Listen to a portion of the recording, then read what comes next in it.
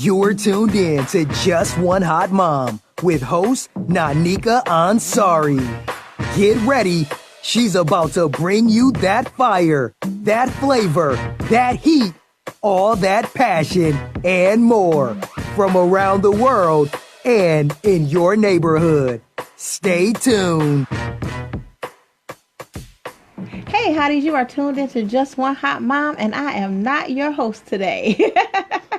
So as most of you guys know, today is our farewell show. I will be taking a leave of absence in order to get my life all the way together, but I am Just One Hot Mom is not leaving you with nothing. We will have some stuff in store for you guys for sure, but today I invited my bonus baby on. If you guys don't know who this is Little Nick. Yeah, Little Nick. This is Little Nick. So this is Nicole Goldsby, but I call her Little Nick because, you know, that's just how it goes. But I asked her to come on today because I was thinking, who would I want to do a farewell interview with me? I was like, somebody who I can go in deep with, who I was told, like, I'm always transparent with her, whom I love and adore. And so I was like, you want to do this with your mom? And she's like, I'm getting used to that. Because one day she called me mom.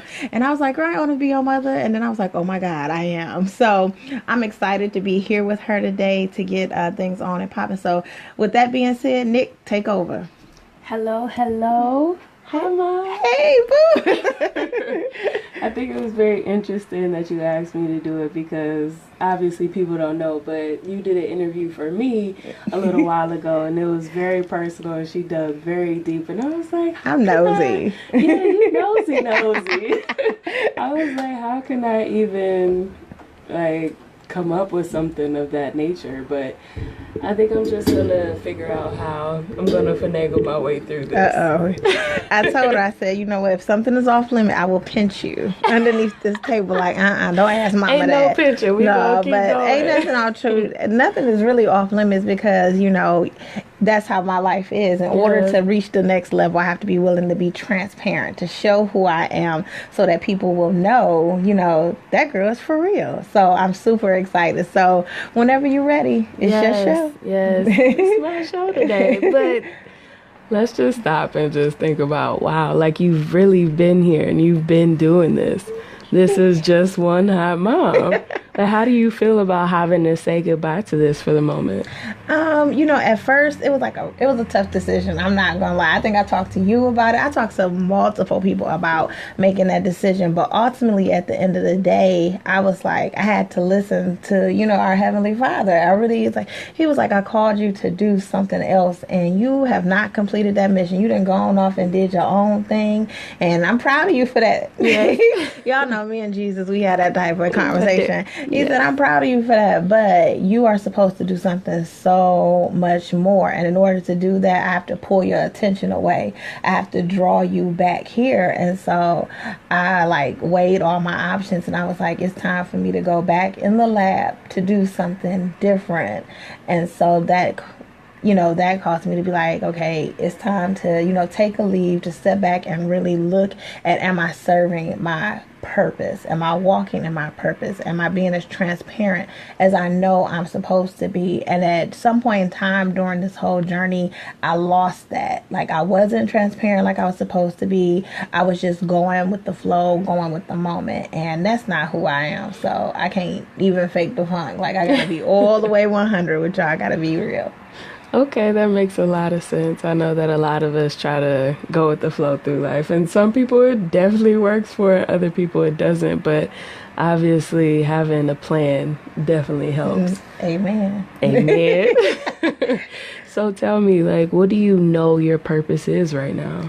So for me, it was like two things that weighed heavy on my heart in making this decision. One was self-care for women, because at some point in time in my life, I always tell you, like, I wish somebody would have told me some of the things that I share with you, some of the things I share with my kids, some of the things I share with other women. I wish somebody would have been brave enough, bold enough to say that. Yeah. And then, you know, being a parent, there are so many things going on in the world with our children.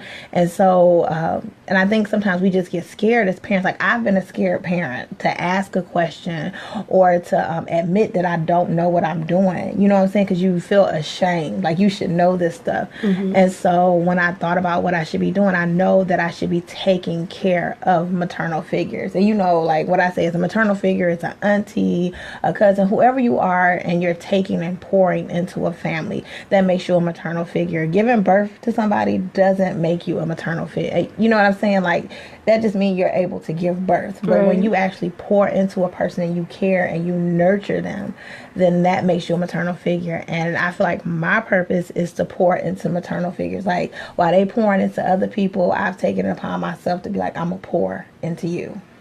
Okay, that's deep. I get deep with it. No. So when you talk about being a mom, what do you think was your biggest mistake as of today as a parent? I think I told you.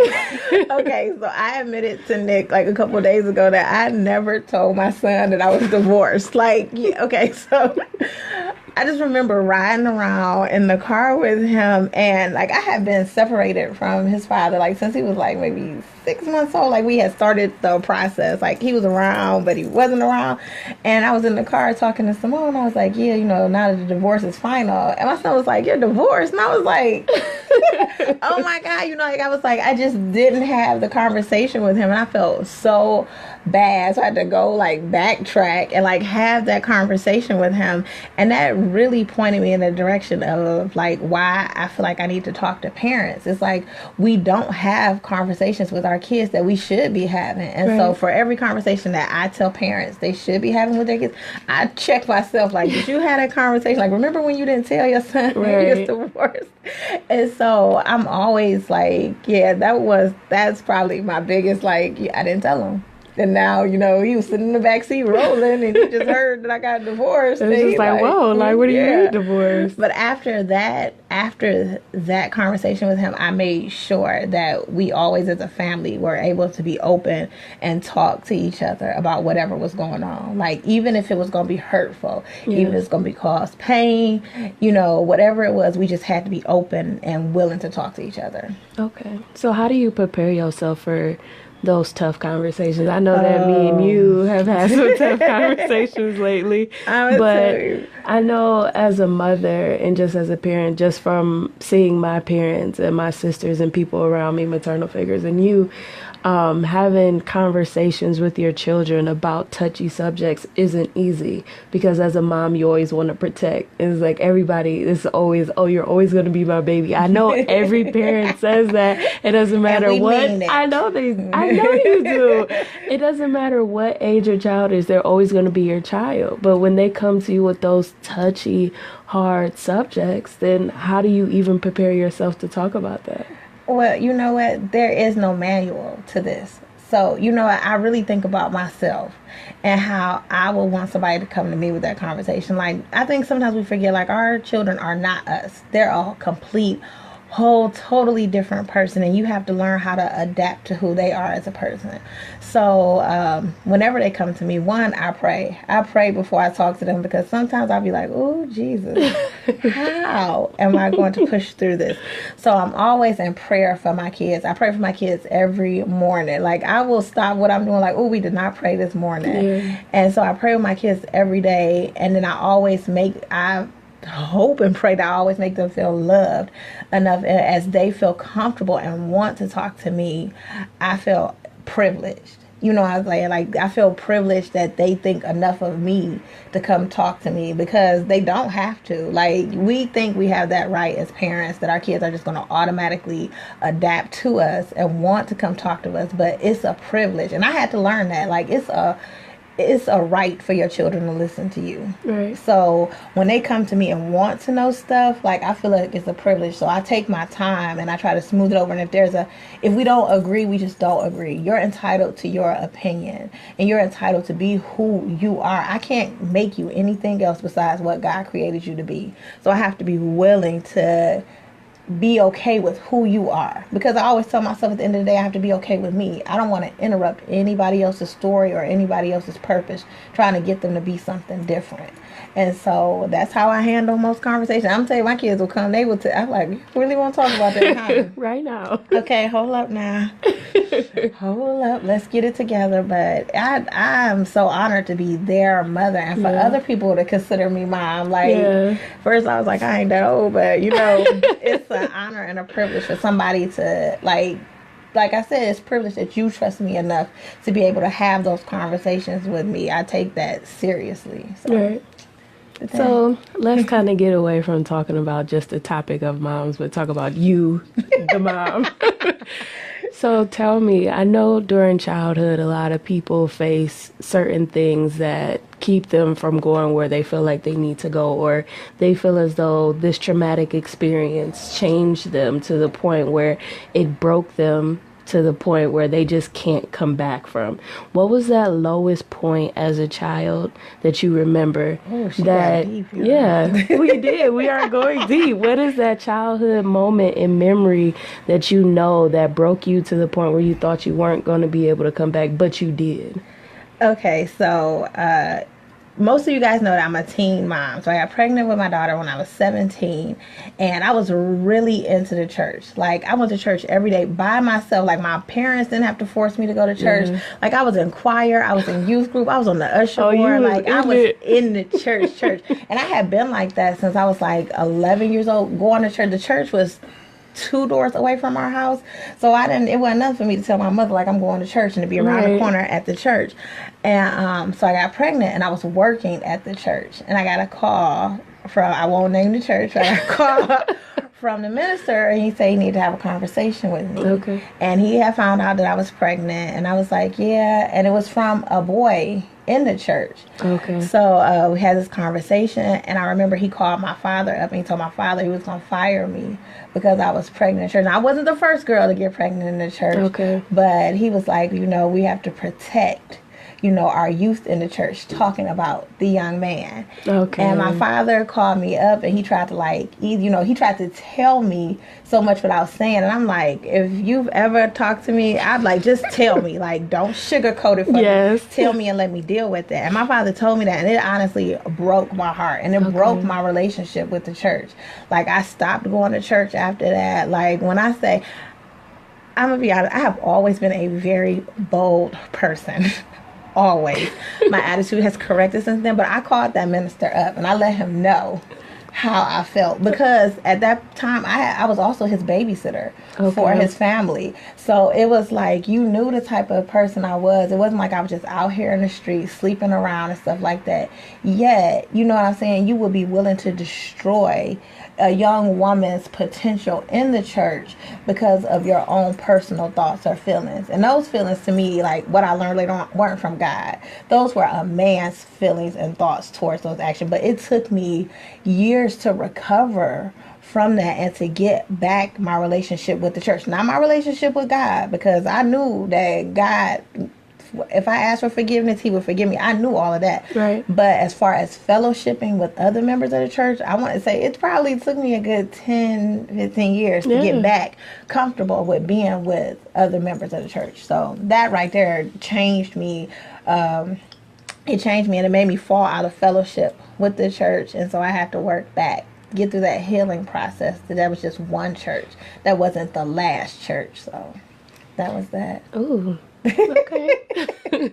So let's talk about your parents. So I know that a lot of people have different type of relationships with their parents, and everybody says that most things are learned behavior.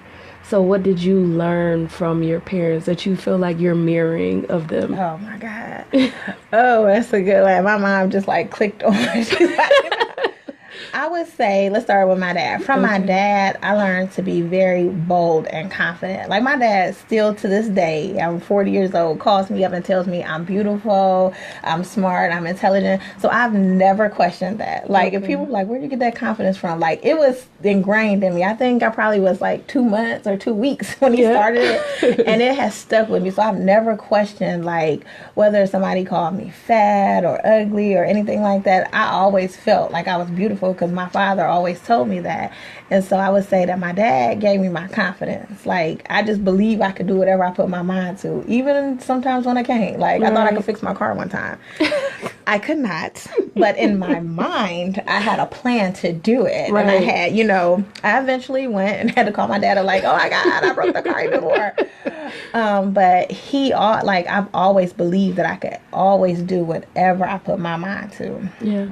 From my mom, though, I learned resilience. Like, there is nothing that's too hard that I can't get over. Like, I can get it, whatever happened, no matter what happened. Like, even when people have thought that they've broken me down, and I have been broken down before, but I also learned from her how to pick the pieces back up. Like, okay, you might have got me this time, but let me wipe that blood off, let me get back up, and I'm going to come back swinging. Like, my mom was told, like, you are a fighter. Like, you're not going to let nobody, like, and I'm not talking about fist fighting. I'm like, but, y'all mess with my kids. But I've always been like a fighter. Like, I'm not gonna let you keep me down for too long. And I mean, that's been a real struggle for me. Like, I'm like, why do people think that they could tell me that I'm gonna be able to do it and you ain't gonna stop me? And so my parents have always ingrained that, and my sister and I. So I can't say like it was never like, oh, one kid is stronger than the other. If you met my sister and I, we both have alpha personalities, and it's like, how did y'all get? But my parents also realized that we were individuals. And so, they were like, okay, this is how she is and this is how this one is. And we, for a long time, we tell people, like, we did not get along. But it was like I don't know how they did it. 2 alpha females in the same house, like, it was like Thundercats.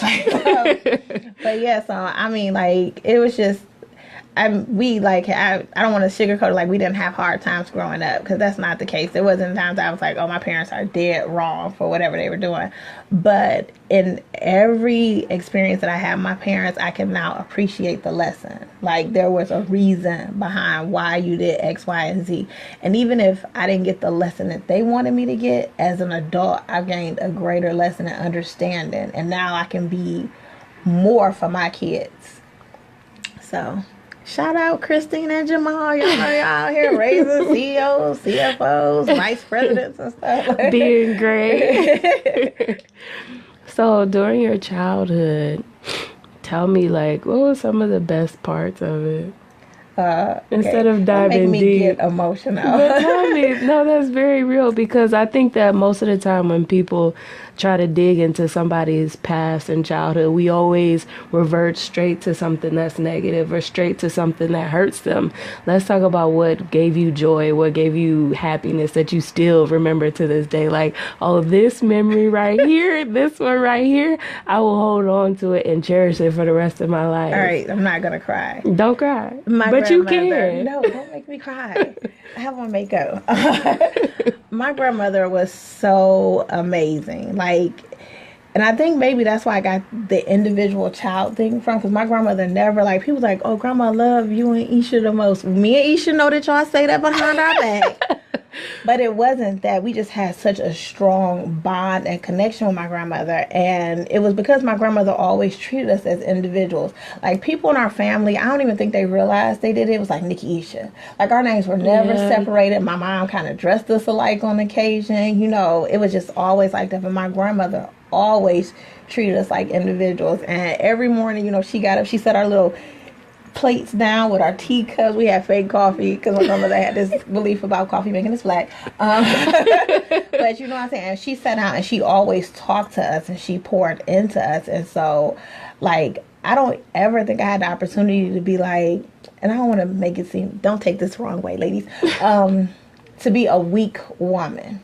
Okay. It was always like, you're strong even when you're crying. You're strong even when you feel defeated. You're always strong. Like, she just always told us that we could do, like, I've been told I could do whatever I want to do my whole entire life by everybody I've come in contact with. And so my grandmother was the same way. And when that thing happened at the church, I thought my grandma was going to be first to catch a body, because she was like, what? What? And then I remember a time where I was mean to my grandmother. I didn't mean to. I was pregnant. I was just horrible, hormonal. And I was mean to her. Like, I had this real bad cold. I can remember exactly. And she kept, like, trying to tell me what to do for the cold. And I was like, why don't you just leave me alone? Like, I'm tired. And later on that night, I got up and I felt so bad. Yeah. And I went in her room and she was like, girl, ain't nobody worried about you. Come lay in this bed. Aww. And until this day, I have yet to find anybody who can rub my head the way my grandmother rubbed it. Like, you know, people will try, like, I'm like, no, it's not like that. Like, Right. you know, I'm like, she just had a certain way about her. And so I think I had an amazing childhood because I just had amazing figures in my life. But the one person I know that planted like the major seed would have to have been my grandmother. And I mean, up until the day that she passed, I remember my dad called me at work and was like, you know, you might want to get over to your aunt's house. My aunt lived around the corner from my job. And when I got there, she was gone. But I just remember, like, me and my sister, like, my sister fainted. I do remember that because I caught her. I will never forgive her to this day. I thought she, like, messed up my back. It's messed up today. But my sister and I, even in her death, we just sat there and we prayed with her. Like, she taught us to. And I think that helped us to just capture her spirit and to carry it on. So That's amazing. yeah, I love my grandma. Everybody. It's been 13 years yesterday since she's been gone. How does that make you feel? You know what? It used to make me cry, like, oh my gosh, she's not here. But I just feel her spirit all around me. Whenever I talk, whatever I do, I just feel like, okay, you right here, girl. Yeah. Like, I can still do this, right, Grandma? And I just feel like she would be proud of the stuff that I'm doing. Like, okay, little girl, I taught you well. So that gives me joy in knowing that I'm carrying on her legacy and doing what she would want me to do too. That's amazing. I know that sometimes you do stuff for the Curvy Chronicles. Shout out to Marquita. Hey, Marquita. But tell me about your journey as a curvy woman, because as of right now in our day and age, everything on social media and on TV and even our children's cartoons are overtly sexualized to have women have this perfect body.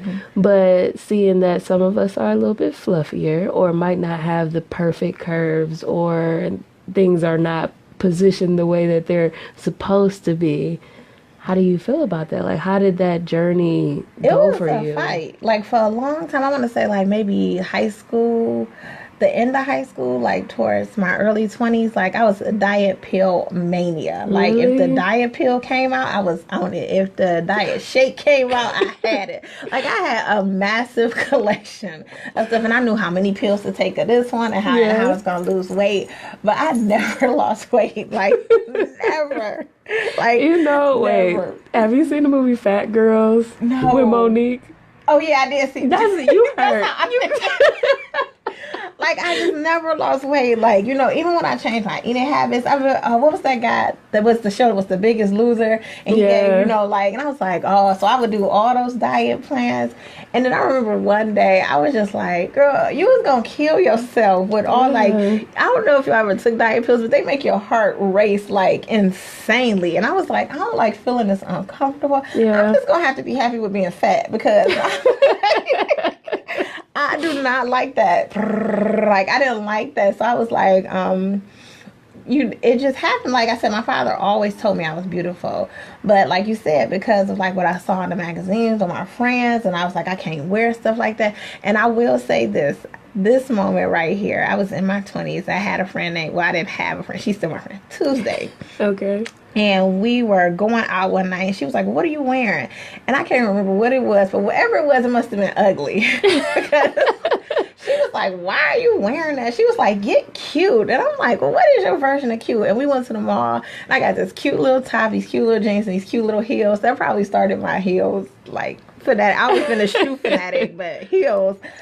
And I dressed up, and it was like a little tight fitted top with these little tight fitted jeans. And I was like, okay, you know what? I look good. Right. And then after that, I was like, you know what? I'm going to wear whatever I feel comfortable in. Because I didn't feel comfortable in those big clothes. Like, I was still wearing my maternity clothes. You know how embarrassing that is to be not pregnant but still be wearing your maternity clothes? That didn't fit me all that well. But I went from being like, with the diet pills being like, I want to say my highest weight was probably like 258.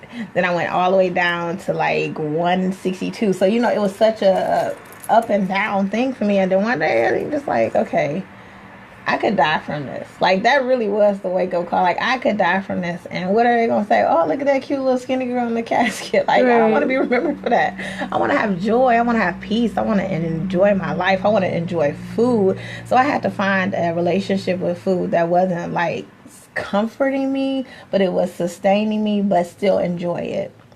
And I don't know, I started to meet other women who were plus size, who were comfortable with themselves.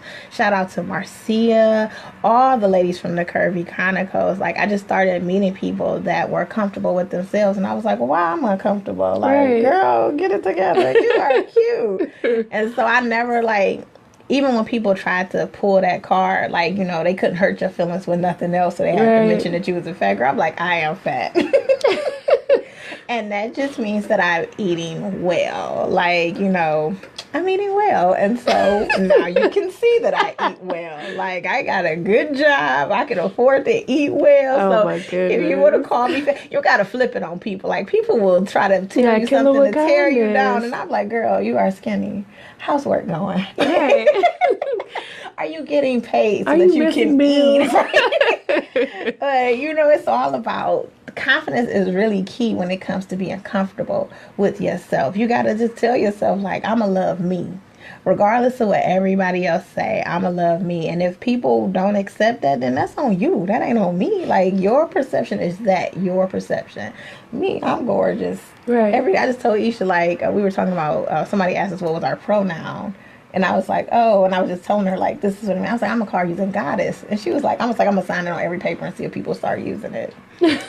Just see. So if you catch me out with that, just know it is me, and I'm really writing that down. It's me. So one thing I will say, at least for myself, I had a mirror moment. And we have talked about that. So I guess I'll explain it to everybody else. So my mirror moment was when I felt like I was kind of at my heaviest, and then I just really had to strip myself fully naked and look at myself. And I did this so many days back to back to back to back until I knew in my heart, because in my mind I kept telling myself, these words are coming out of my mouth, that I am beautiful, I am this, I am that, but I didn't feel it. But then one day I finally felt it. Did you have that moment? Did you have your mirror? I did. Tell me about your mirror moment. I think everybody has a mirror moment. They will never admit it. But I think, like, so my kids were gone for the weekend. That was, like, my first time in the house by myself. Like, nobody there. And then I just stripped. And I was just walking around the house. My poor parents.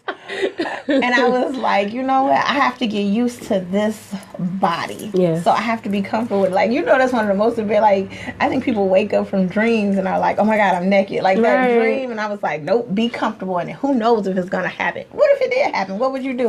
You'd have to stretch your stuff and be comfortable with it so you wouldn't be embarrassed.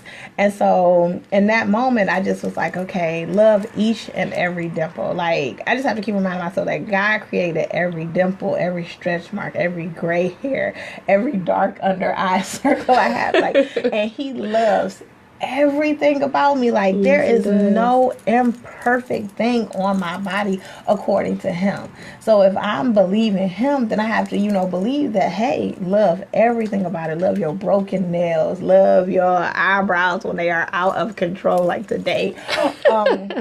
I just have to love everything about me. And so with that, I'm just enjoying every dimple, everything that happens. Even when, like, I get on the scale, even when, like, I'm in training class and I can't, like, I can't do something, I will push myself to do it, because I was like, you know what, enjoy it, because if you're going to keep these arms, you might as well.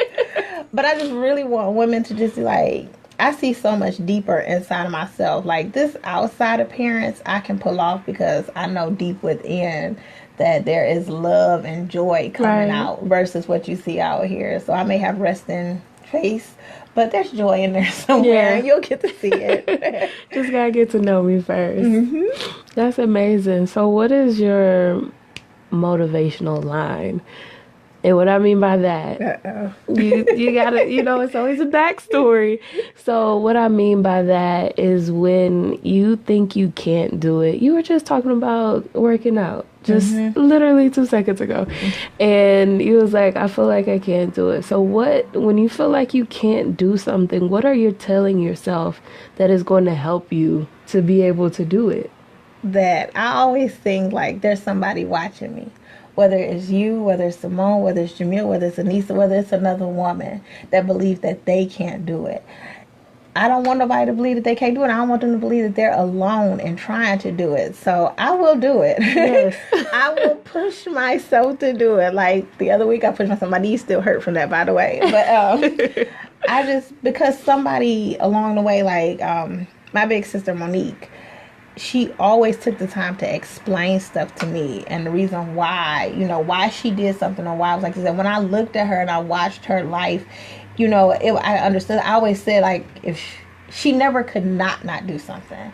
And so I was like, I want people to look at me how they look at her. Right. So I want to be your motivation, your inspiration. And then I'm still motivating and inspiring myself. Like, don't set myself up for failure.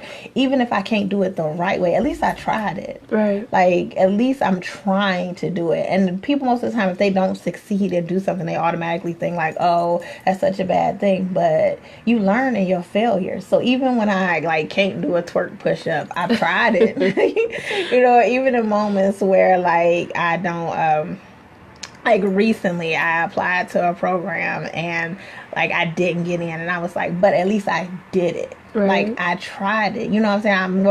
I'm not gonna have no regrets when I leave here, because if I say I want to do something, I'm going to try to do it. So I'm hoping that people are watching and being like, okay, Nick did it. I can try it. Now, some stuff is dangerous and don't do it, because I do be weighing out the factors. Like, is this going to give me a heart attack? Like, I am so afraid of heights. If it has anything to do with heights, I will not do it. Oh, so we got to go skydiving together. You on your own. I will go up with you. And watch me fall down. And I will be talking to you on the mic all the way down. Like, you got this. It look good from up here. But I am not.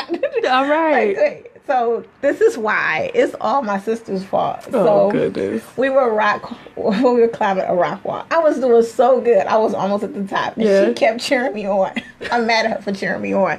She was cheering me on, and I looked down to be like, just let me do it. And I could not go any further. Like, I got stuck on the rock wall. They had to lower me down. I was like, I'm not going to be able to go. I'm like, just get me down the best way y'all can. I just do not. I'm short, too. I'm like 5 feet tall. What am I? I'm already close to the ground. Like, why am I afraid of heights? But I'm afraid of heights and, of little woodland creatures. But that's a whole other story. Yeah, that was a very interesting story. No, let's talk about this story, please. So the other day, I don't know how we got on the subject. I don't know either. I talk to Nick often. And so we were talking about something, and I was like, I'm scared of squirrels. And she was like, how are you going to be scared of squirrels?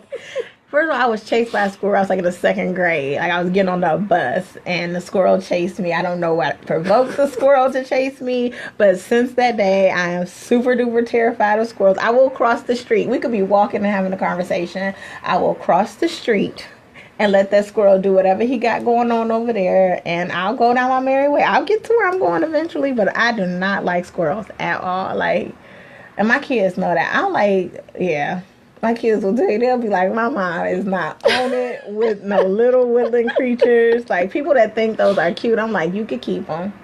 You can keep hilarious. All of them. I'm not messing with no squirrels. I just want you to know, when you first told me this story, I sat there in disbelief, like, for a good couple minutes. Like, I could hear it in your voice. Like, she does not believe. I'm like, yes, squirrels. Squirrels are vicious. Squirrels? Okay, pretty much. See, I still go outside and try. I dare y'all walk by a squirrel and it runs away. Not all of them. I don't know. Goodness. It must be something about me. Squirrels they do not run away when I walk by. I just cross the street though, so I ain't worried about them. Okay. Can we just go leave that story right there? Thank you. I'm getting scared now.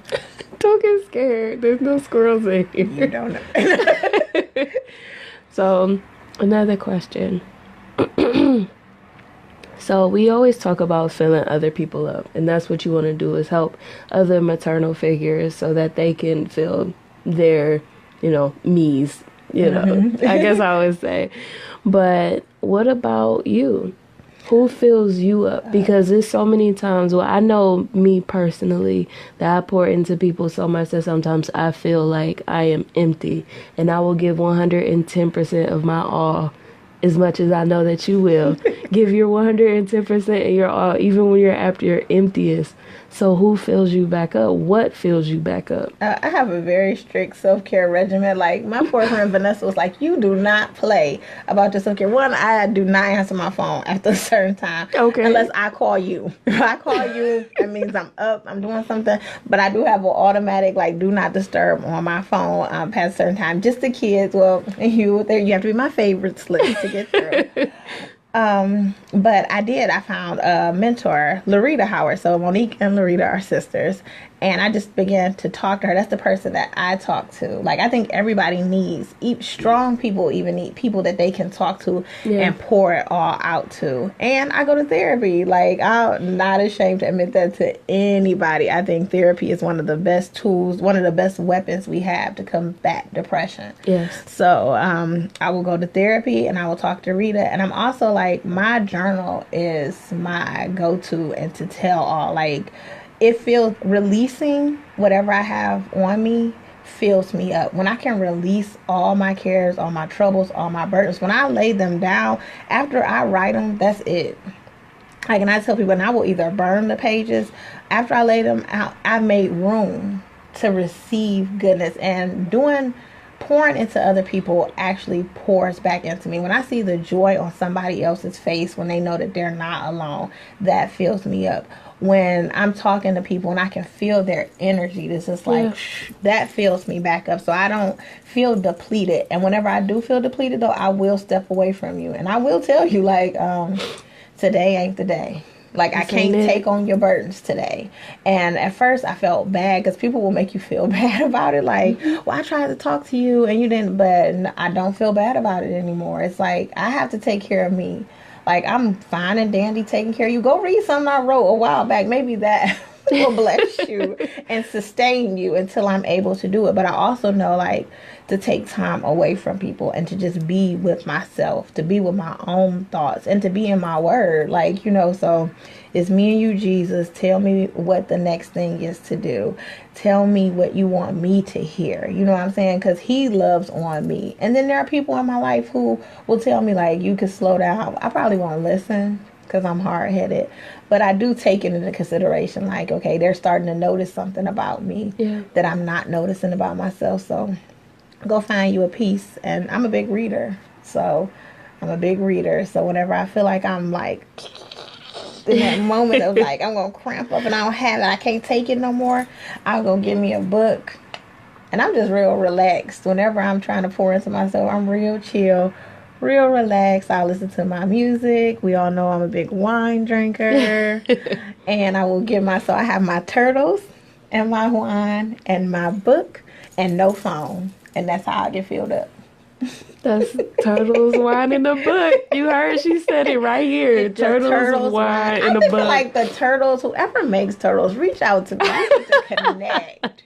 And, give me a contract. I'm always promoting turtles. Like, you are, literally all the time. But I take time for myself. I realized that in this battle, like, my first armor is taking time for myself to make sure that I'm good. I can't tell you about what to do for your life if I don't have my stuff in order first. Right. So I keep me in order to get you in order. And then the cycle just works like that. And then you do it for somebody else. And see? Yes, and there we go, just like that. It's a cycle. It keeps going. So I remember in the beginning we talked about church because you had your situation with the church. Mm-hmm. Now you have children. Mm-hmm. And with your children, how do you feel about the church and them? Because I know that specifically one of your children has a... Do you want to talk about that? Okay. So... Ain't no secret, girl. Okay. So how do you feel about one of your children being gay or lesbian and having to be around the church? Well, what I realized for me, I've always told my children we can dedicate our lives to Christ, not the church. Our lives are not dedicated to the church. Right. Our lives are dedicated to Christ.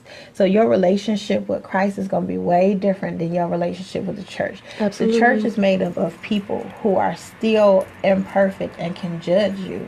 And so when my daughter came to me and we had this conversation, I didn't sugarcoat it for her. I said, people are going to judge you. They're going to condemn you. They're going to hit you with Bible verses and saying, and it's going to be all things. You're going to be able to look it up and you're going to be able to interpret for yourself, and they're going to have their interpretation. Right. Prepare your heart and your mind for that. Be your own church. If that's what it comes down to, you have to secure you. So whenever I think of my kids in church, I mean, people have their opinions. I'm a mama bear though. Like, it's only so far you're going to be able to have a conversation with me about condemning one of my kids before I have to strike back. But I do get it, and I do get their opinions. Right. And that's exactly what I teach my kids. They are opinions about how they interpret God's word. Right. Your relationship with God and how you interpret his word and how he speaks to you, that's for you. That's a sacred relationship. So even though people will throw stones at you and they'll talk about you and do all this other stuff, I'm hoping that I have poured enough into her to be able to, you don't have to be defensive. Like I always say, you don't have to defend who you are to anybody. Right. You are God's creature, regardless of who you love, who you like. That's between you and him. At the end of the day, I ain't even gonna be able to answer for that. Right. So whenever people like come up against them, especially the church, I'm just like, and I mean, I've had other parents with kids in the same predicament, and they talk about it too, like, you know, like, how did you deal with that? And I'm like, you still have to be their mom. Like, right. At the end of the day, even when you don't agree with them, you still have to reach down deep in yourself and be their parent. You gave them life. You know what I'm saying? Like, that's a sacred bond. You still have to be their parent. You still have to have that connection. It's still your job to protect them. And oftentimes we as parents fall out and we don't protect them, but it's still our job. So I call myself to the carpet, like, you know what? Okay, when somebody says something like, that's your opinion, sweetie, keep it to yourself. I don't play about my babies. Right. And just keep it short and cute like that. And then, like, I've had people, like, take it a step further. Then that's when I give them that look, like, you really want to meet Jesus today. Oh, so you really tried it today, okay. I have this thing I keep in my office. It's a bat. And I named it the Peacemaker. And so whenever we get a little situation, I say, okay, you know, we can have peace or you can meet your maker, because I got the Peacemaker here. And that's just it. That's it. You are such a mom. I'm not a violent person. I'm a mom. Yes, you are definitely a mom. So since we are on this topic, how did you feel when your daughter came out to you? So she didn't initially come out to me. I knew in the back of my mind for a long time. Okay. So, and I feel like other parents know too. You may deny it, you may push it down, you may feel like, okay, no, that's not it, you know. And so, but I knew for a long time. So, I mean, I remember probably asking her and her denying it. And then one day she just like said it. And I was like, okay. And then that's when we had the conversation about her being judged. Because that was one of my biggest concerns. Not her sexuality. It was like, I knew that the world, even though as sophisticated as we think we are, I knew that the world wasn't going to be prepared for her. Right. She is a black woman. She is a lesbian. She is, you know what I'm saying? So, like, the world ain't ready for that. They ain't ready for a lot of the stuff we give them. They pretend like they are.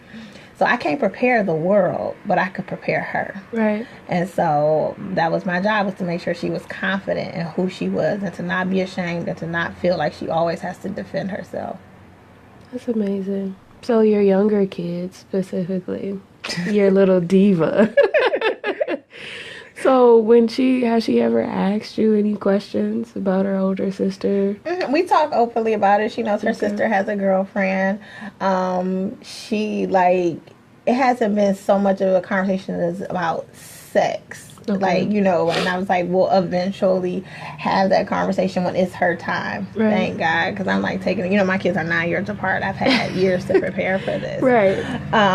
But that understanding and loving her sister as a person. Right. Like, not being worried about who she likes, or, you know what I'm saying, stuff like that. Like, just making sure that they can connect as sisters, that they love each other as sisters. So not judging her sister based on her sexuality, but just, that's your sister, and we ride for her no matter what. Right. That's just how it is. So, I mean, that's for Jamil as well. Like, they all ride for each other. Like, they probably ride for each other against me. Like, I'm nervous sometimes because they have such a tight bond, the three of them. Like, they hang out, they talk to each other. Where I sometimes have to call Simone and be like, what's going on with your brother? Because he giving me this look. Why is he giving me this look? But I'm glad that I've been able to facilitate that relationship with them, and that they, like, one thing I always tell people, I was like, when I'm not here, I want them to be okay with each other. Like, I know I'm not going to be here forever. Right. You know, we all wish I could be. But I know that I'm not. So it's important for me that they have each other, that they have each other's back. So, and I think I've done a pretty good job of making sure that they do that. They act like they love. They good actors if they don't love each other. They really pulling it off. So let's try and get back to the just one hot mom. So just to give advice to other people who are trying to blog or who are trying to get a social media base, what would you tell them if they feel like they're not getting enough likes or they're not getting enough views and they feel like they don't have a presence? What I have to say is, one, respect the audience you have. I never say that I'm not getting enough likes or, you know, people aren't following me. I have to respect the people who do follow me. And so it would be disrespectful for me to be like, oh, y'all not liking myself. Like, I've seen people do that before, and it's like, okay, like, maybe today I don't like you. You know? But I respect those people that follow me, and I'm grateful for them. And I try to interact and engage with them as much as possible. And then you have to remember, be a genuine person. You will attract those people that are supposed to come to you. So when you are genuinely talking about what you know about, right, know what you're talking about. Like, don't cross over. Like, somebody one day was like, oh, you should teach people how to do a blog. I was like, I'm still learning myself. I can't teach you what I don't know. But if you want some parenting advice, go on over and get that. Know your audience. Know who you're trying to reach.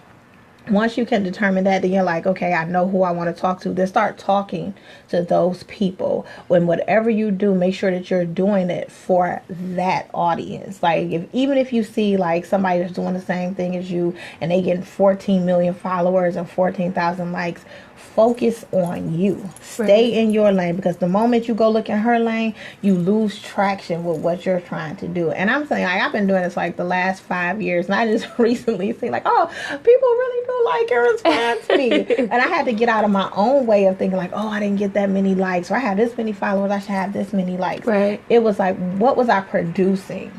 And so I had to get better with my content in order for me to really say, like, this is what I know, and I'm giving you good content about what I know.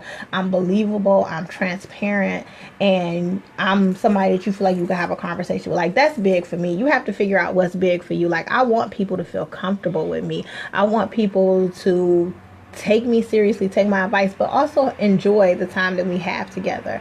And so whenever you're starting something like that, take all of that stuff into consideration. Like, what are you trying to get out of it? And are you willing to do the work? This is not easy. It is not easy at all to research topics. Like, I'm really big on making sure that people get correct information. Yeah. So I will research a topic. I will come to you like 1,000 times and be like, wait a minute, let me retract that because there's new data.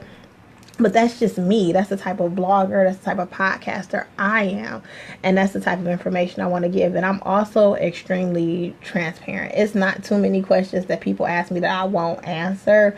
Like, probably me, I would say 9 times out of 10, I'll probably answer the question, unless it's about somebody else in my life who's not as transparent. I'm respectful of the people in my life too. Right. Like, my mom may not be as transparent as I am. So if you have a question about her, I may not answer it, because if I feel it's disrespectful to her, it's that's off limits. But if it's about me, and I've even sat down with my kids and we've had these conversations. So I'm like, people may ask you questions, and are you willing to answer? And if not, mommy will respect that. Right. But I'm transparent with my life. Okay. Y'all gonna have to excuse me. I'm a little under the weather. She go over here giving me cooties, y'all. No, I'm not. So, for just one hot mom, where do you see this going? So when I sat down and I decided to take the leave of absence, Yes. I was like, okay, you're going to take a leave of absence, and now what? And I was like, shoot, I need to finish this book. Like, you just had this book sitting on your computer and you don't, what are you going to do with it? So I am working on completing, it's a devotional for Christians that are like me. Y'all will get the gist of it when the book comes out. Like, that girl's crazy. But also, I was like, I want to still be able to reach and to pour into people. And so I was like, how are you going to do that? So Just One Hot Mom is going to become a self-care podcast for maternal figures. And so we're still going to be pouring into women. We're still going to be getting us together mentally, physically, financially, emotionally. I just believe that that's a space that we suffer in. Yes. And a pedicure, a manicure, a massage, a yoni sting, whatever, sometimes does not take care of all of that. And so I want to go a little deeper with self-care. And so that's what it's going to turn into. And if you guys are not in the group Hot Mommies Get Healthy, you need to go on over to Facebook and fill out the questionnaire and join, because we have a lot of conversations in there. I will talk about just about anything. Literally anything. Anything. If you come to me with a topic like, hey, Nick, I want to learn about this, I'm like, oh, me too. Hold on. Right. I know. But it's also a collection of women that I try to make feel safe. And so I'm like, if you feel like somebody is making you feel unsafe in the group, I will have a conversation with them and we can determine whether or not they stay in the group. Right. I'm like mama bear over that group. But I just feel like I wish I would have learned more about self-care as a younger woman, that it was more than pedicures and manicures and massages and getting your hair done and stuff like that. And so I'm trying to give that to other people now. Like, it's about telling you to go to therapy. It's about discussing depression. It's about talking about your mental health. It's about telling you to go to the doctor. Because oftentimes we won't. We'll find every reason or Google it to figure out what's wrong with us. It's about encouraging you to take care of yourself. And then as far as my parents, you guys, one day I just mentioned to somebody, they were like, what makes you qualified? And I was like, well, I'm a parental guidance counselor. I was like, I came up with that. So I trademarked it. And now for the parents, we will have the Parental Guidance Counselor podcast, where we will go in deep with some parental discussions about things like people will contact me and be like, Nick, what do you think about this? And I probably have a very different style of parenting. Like, I'm very open with my kids about stuff. And so just helping parents start those conversations with their children is what that podcast is all about. But to mirror the podcast, so if you're not a podcast listener, there will also be a blog portion to go with that. So if you're a reader, you can read about the topic. If you're a listener, you can go ahead on over to the podcast. Both podcasts are down right now until the relaunch happens in April, just so that you guys can get good content and good information and you can see the new look of it. So I'm excited about those two things. Like, I was like, I can't just go away and not leave you guys with all this, this flavor. I don't want you to miss it. So I came up with those two, and honestly, those both satisfied my soul. And I was telling somebody, I think I was telling the ladies in the Hot Mommies Get Healthy group, I was like, it is well with my soul. When I was able to say that, I was like, okay, Jesus, like, you just gave me these things. And so it's well with my soul, and I feel fulfilled, and I feel like I'm walking in my purpose now. That's amazing. That is absolutely amazing. So, another question. Obviously, I just keep them coming. Look, y'all checking her time because she ain't going to be done. I'm joking.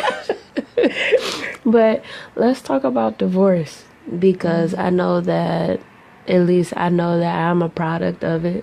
Mm-hmm. I know that I'm pretty sure a lot of the people who are turning in probably are. Mm-hmm. It has become very normal in our society at this point in time. But not everybody has actually gone through it. Most people are just, like I said, a product of it. So as somebody who has actually went through it, how did that process go, not only for you, but also for your children? We'll see. Well, besides your son. Yeah, right. Because he didn't know. But I had him in therapy. I thought he knew. So one, we did go to therapy. Okay. Well, me and the children went to therapy. Their father was already in therapy for his issues. So we didn't go to therapy as a family, but I knew that in this battle from what he was going through that I had to prepare them. Yeah. And so I didn't want them to feel discouraged or like something was wrong with them. So I'm like, if we go to therapy now, then you guys will always know it's okay to revert back to therapy. Right. So we went to therapy, but also it was a matter of me just being okay with being alone. I think that's sometimes like, so one, divorce is not easy. It's not like nobody wakes up and is like, oh, I got married to get divorced. Like, I don't think anybody wakes up like that. You know, It's like forever. And people are like, divorce is not an option. I was saying that. And then like when the day came, I was like, it is so an option. And, so I didn't take it lightly, though. I thought about my kids in the situation. I thought about my finances. I thought about emotionally, where would I be? I had been married for 13 years. Like, that's a long time to be married to a person. And then to think about that we're no longer going to be together. And so I actually had an amazing attorney who understood what I wanted. I didn't want some harsh breakdown, go in your pockets type divorce. I just wanted my freedom. See, I didn't feel free. And so I am not a caged bird. I was a fighter. I was like, oh, you got to get me up out of this. And so once I went through the process, and it was a long process. Like, it took us a long time to get divorced just because of some other circumstances. And it's probably why I forgot to tell my son. But every step of the way, I was just clear with myself, like, this is what I want. Not what society is telling me, not what he's telling me, not what family members are telling me. This is what I want because I don't feel comfortable in this. And so people will be like, oh, but just work it out, like stay there. I did not feel comfortable. I didn't feel comfortable enough to stay there. Like, I felt like I wanted to crawl out of my skin some days. And if I can't be in this skin that I'm in, I'm stuck with, you know. So I was like, going in that process, it was hard, it was long, it was draining. But at the end of the day, for me, it was so worth it. I'm not going to advocate for a divorce until, like, people will ask me, I'm like, why do you want a divorce? Like, if this is one major fight you had, or, you know what I'm saying, are you being abused? Like, I ask them questions because it's not for the lighthearted. Right. But for me, it was the better option. Right.